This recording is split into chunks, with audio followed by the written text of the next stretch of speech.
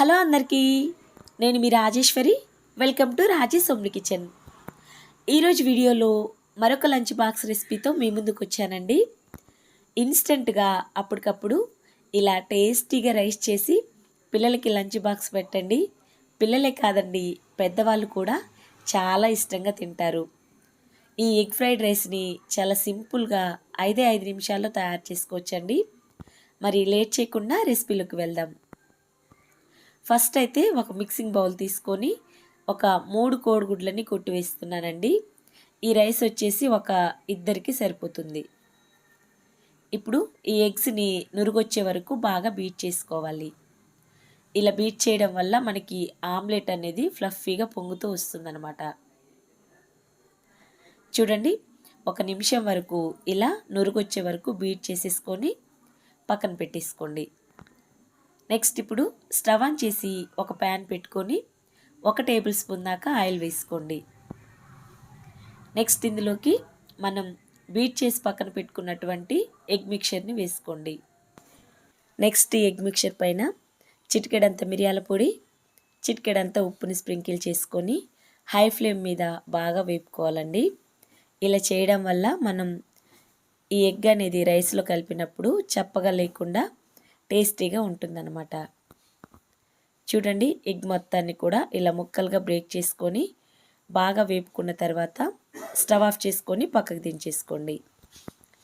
Next ఇప్పుడు fried rice తయారు చేసుకోవడానికి స్టవ్ ఆన్ చేసి వేరొక ప్యాన్ పెట్టుకొని 4-5 టేబుల్ స్పూన్ల దాకా ఆయిల్ వేసుకొని నెక్స్ట్ ఇందులోకి సన్నగా చాప్ చేసినటువంటి వెల్లుల్లి తరుగును వేసుకోండి. ఆ తర్వాత అరకప్పు దాకా సన్నగా కట్ చేసినటువంటి క్యారెట్ తరుగు, అరకప్పు దాకా క్యాబేజ్ తరుగు వేసుకొని మీడియం ఫ్లేమ్ మీద 1 నిమిషం వరకు వేపుకోండి. ఇలా 1 నిమిషం వేగిన తర్వాత నెక్స్ట్ ఇందులోకి జీడిపప్పు పలుకులు, ఆ తర్వాత పచ్చిమిర్చి చీలికల్ని వేసుకొని మరొకసారి బాగా వేపుకోవాలి. ఇలా వేపుకున్న తర్వాత నెక్స్ట్ ఇందులోకి ఉడికించి చల్లార్చుకున్నటువంటి బాస్మతి రైస్ను వేస్తున్నానండి. మీరు ఇదే ప్లేస్లో రాత్రి మిగిలిన అన్నాన్ని కూడా వేసుకోవచ్చు. ఆ తర్వాత 1 టేబుల్ స్పూన్ దాకా రెడ్ చిల్లీ ఫ్లేక్స్ని వేస్తున్నానండి. రెడ్ చిల్లీ ఫ్లేక్స్ వేసే క్లిప్ మిస్ అయిందండి. మీరు ఇదే ప్లేస్లో కారపొడినైనా వేసుకోవచ్చు.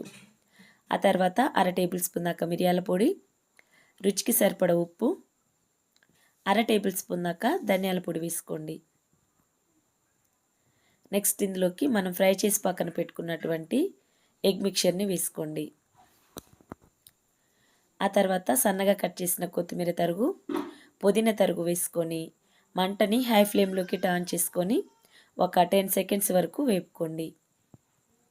ఇలా వేపుకున్నట్లయితే ఎంతో టేస్టీగా ఉండే simple and tasty egg fried rice తయారైందండి. ఇప్పుడు స్టవ్ ఆఫ్ చేసుకొని పూర్తిగా చల్లారిన తర్వాత లంచ్ బాక్స్లోకి సర్వ్ చేయండి.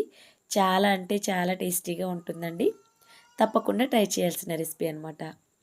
సో మరి ఫ్రెండ్స్, ఈ వీడియో మీకు నచ్చినట్లయితే మీరు కూడా ఇంట్లో ఒకసారి తప్పకుండా ట్రై చేయండి. ఈ వీడియోని మీ ఫ్రెండ్స్కి, రిలేటివ్స్కి షేర్ చేసి మన రాజేష్ హోమ్లీ కిచెన్ని సబ్స్క్రైబ్ చేసుకోండి. ఈ వీడియో చూసినందుకు ధన్యవాదాలు.